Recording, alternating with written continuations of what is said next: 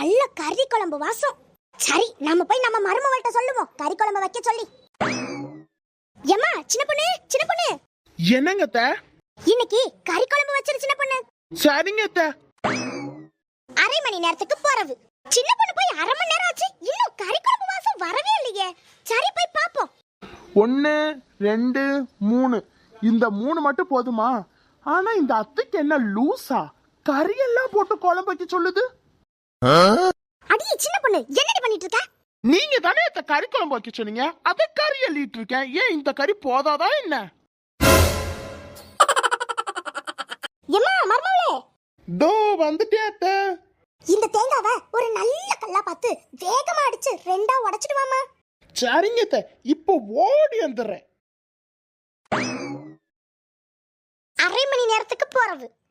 எத்தை என்ன காப்பாத்துங்க அத்தை. என்னமாச்சு? ஏன் இப்படி ஓடி வர? அடி செல்ல தாயி, ஓ மருமவளை பார்த்து வச்சுக்கோ.